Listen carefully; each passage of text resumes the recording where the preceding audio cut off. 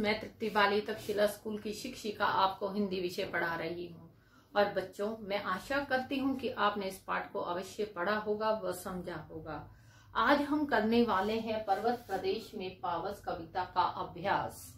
और इसकी पहले एक बार हमने इस पाठ में जो भी व्याख्या पढ़ी बच्चों, उसकी एक बार पुनरावृत्ति कर लेते हैं, उसके बाद करेंगे अभ्यास। पर्वत प्रदेश में पावस कविता सुमित्रा नंदन पंत जी द्वारा रचित है। इस कविता में कवि ने पर्वतीय क्षेत्र का इस तरह से वर्णन किया है कि इतना मनोरम वर्णन किया है कि हमें ऐसा लगता है कि हम वही पर्वतीय क्षेत्र में पहुंच गए हैं और प्रकृति का आनंद उठा रहे हैं। पर्वत जो होते हैं बच्चों, वो करधनी के आकार के होते हैं और करधनी के आकार के कारण जो वर्षा होती है वो पहाड़ों से होती हुई तलहटी पर आ जाती है। तो क्या बन जाता है, एक पर्वत के आसपास तलहटी में एक तालाब बन जाता है, क्योंकि वहां पर पानी इकट्ठा हो जाता है। और क्या है, रंग बिरंगे फूल खिले हुए हैं पहाड़ों पर। वो कैसे प्रतीत होते हैं, पर्वतों की आंखों के समान प्रतीत होते हैं। और वो साफ जल जो तलहटी में जमा किया हुआ होता है वो कैसा लगता है बच्चों, एक दर्पण के समान, क्योंकि पानी इतना स्वच्छ निर्मल होता है, पवित्र होता है कि उसमें उसका प्रतिबिंब अर्थात पहाड़ का जो प्रतिबिंब है वो स्पष्ट दिखाई देता है।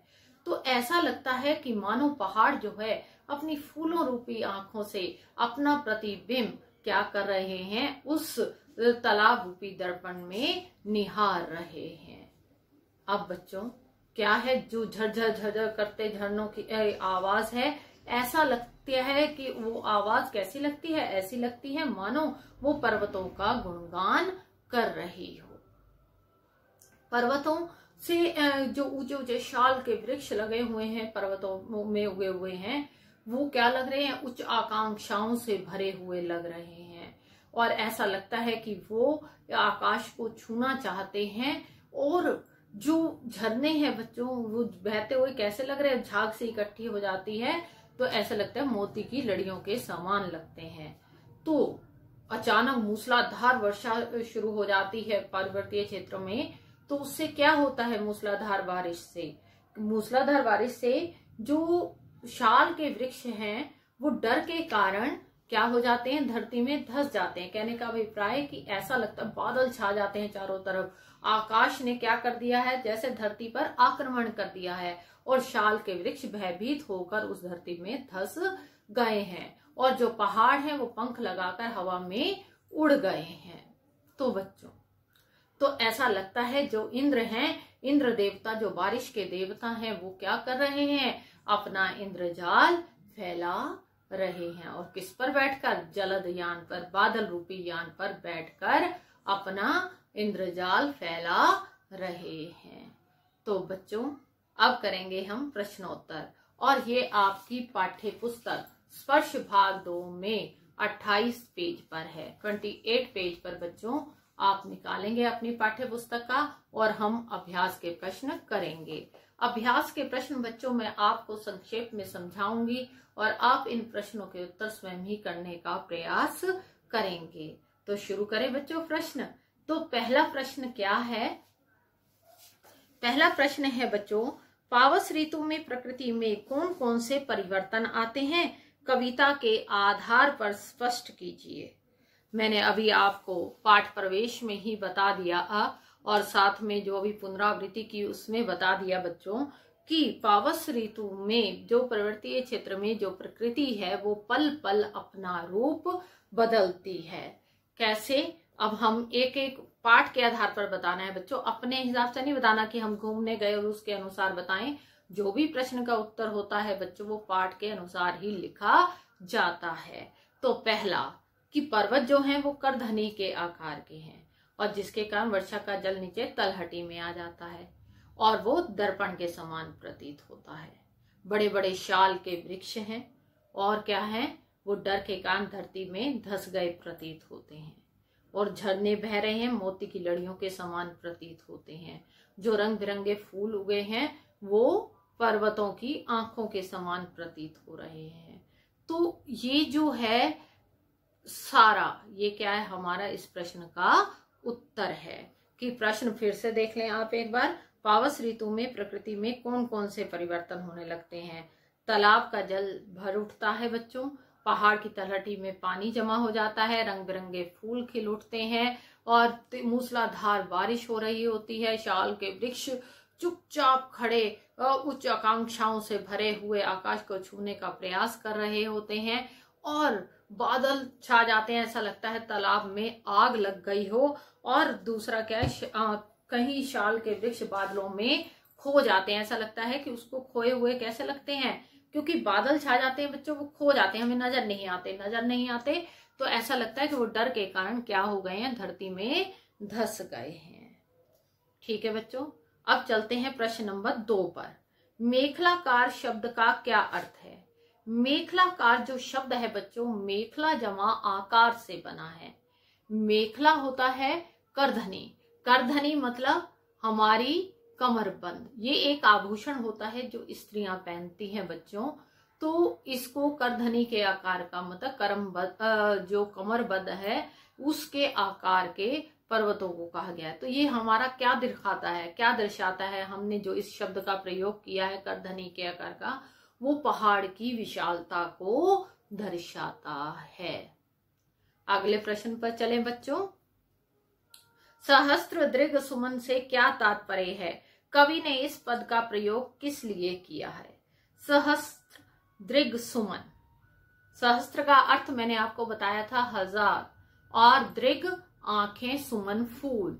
तो हजारों फूलों रूपी आंखों के माध्यम से क्या कर रहा है, जो पहाड़ है अपने प्रतिबिंब को निहार रहा है।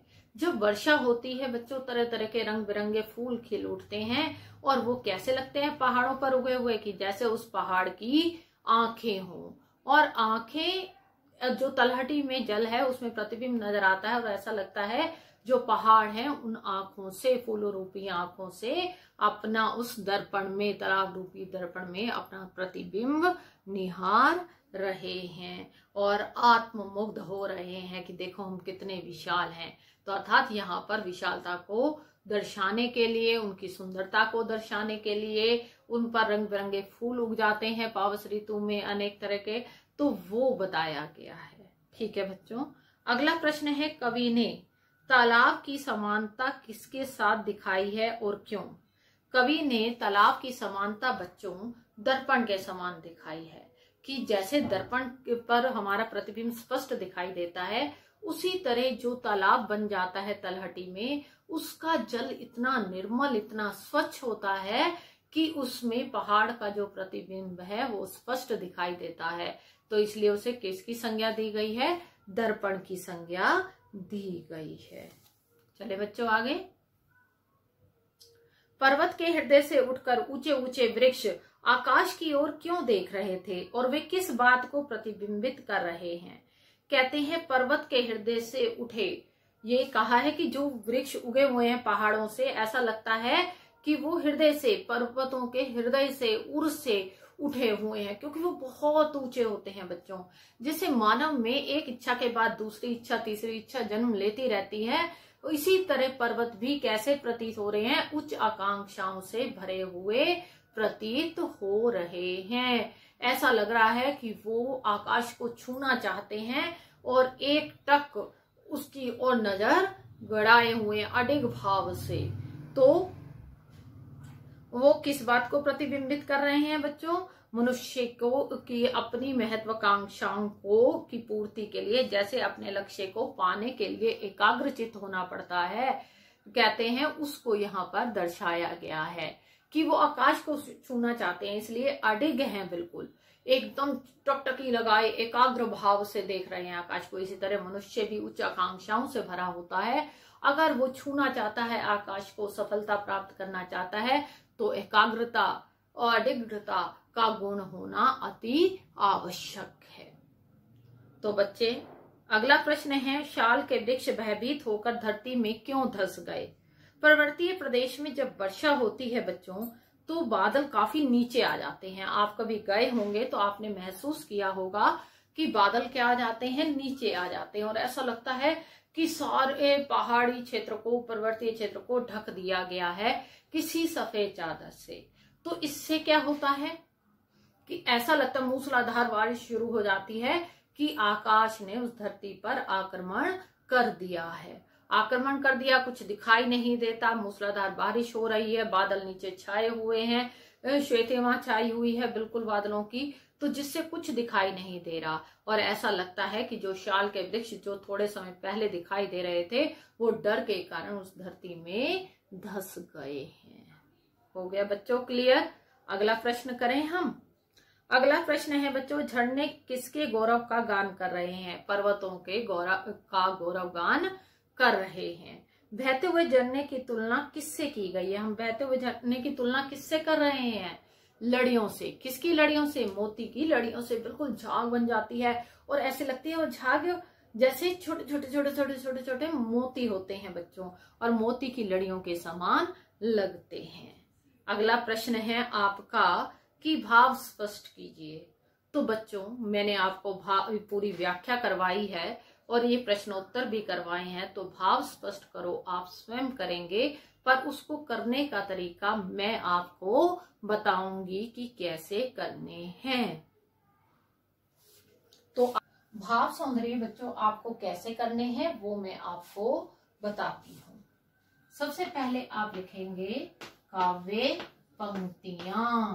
क्या लिखेंगे बच्चों? पहले काव्य पंक्तियां, और उसके बाद क्या लिखेंगे आप? संदर्भ में आप लिखेंगे पाठ्य पुस्तक का नाम। फिर क्या लिखेंगे आप? पुस्तक का नाम। ठीक है बच्चों। और दूसरे नंबर पर क्या लिखेंगे आप? पाठ्य पुस्तक के नाम लिखेंगे, कविता का नाम। फिर लिखेंगे आप कवि का नाम, और फिर लिखेंगे आप भाव सौंदर्य। आप बच्चों हेडिंग बनाएंगे इसकी भाव सौंदर्य की, उसके बाद ही करेंगे। ठीक है बच्चों।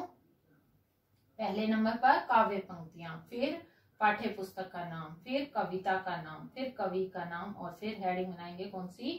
भाव सौंदर्य। जल्दी से एक बार देख लेते हैं बच्चों, और उसके बाद आप अपना कार्य, गृह कार्य इन्हीं प्रश्नोत्तर को उत्तर पुस्तिका में करेंगे। पहला है बच्चों है टूट पड़ा भू पर अंबर। अब इसका भाव क्या है कि पर्वतीय क्षेत्र में जब बादल घिर जाते हैं, मूसलाधार वर्षा शुरू हो जाती है, तो इन बादलों के कारण क्या हो जाता है? जब बादल छा जाते हैं तो उसके कारण जो झरने हैं, जो पर्वत हैं, जो वृक्ष हैं, वो दिखाई नहीं देते। टूट पड़ा भू पर अंबर, ऐसा लगता है कि वर्षा इतनी तेजी से हो रही है, इतनी मूसलाधार हो रही है कि उसके कारण वो क्या हो गया है कि आकाश धरती पर टूट पड़ा है। अगला है जो जलद यान में विचर विचर था इंद्र खेलता इंद्रजाल।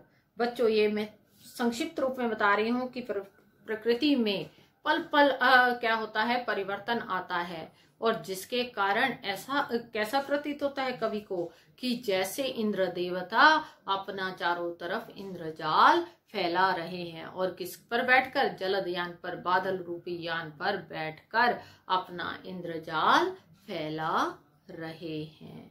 और तीसरा कौन सा है बच्चों? तीसरा है हमारा उच्च आकांक्षाओं से तरुवर है, झांक रहे नीरव नभ पर, अनिमेष अटल कुछ चिंता मगन। क्या कहना चाह रहे हैं यहाँ पर कि पर्वत के उर से, सीने से, हृदय से ऊंचे ऊंचे शाल के वृक्ष उगे हुए हैं, और ये शाल के वृक्ष क्या करना चाहते हैं? आकाश को छूना चाहते हैं बच्चों। और छूना चाहते हैं तो इसका मतलब ये किससे भरे हुए हैं? उच्च आकांक्षाओं से, बड़ी बड़ी इच्छाओं से, आकांक्षाओं से। जैसे एक मनुष्य में के उर से इच्छाएं जन्म लेती रहती है, एक के बाद दूसरी, दूसरी के बाद तीसरी, इसी तरह जो शाल के वृक्ष हैं वो भी इच्छाओं से, ऊंची ऊंची इच्छाओं से भरे हुए हैं। और वो एक टक किसकी तरफ देख रहे हैं? अडिग भाव से, बिना पलक झपकाए आकाश की ओर देख रहे हैं, जैसे वो उसको छू लेना चाहते हैं।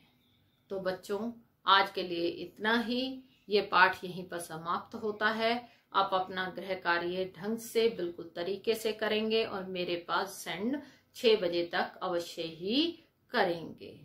तो बच्चों, धन्यवाद।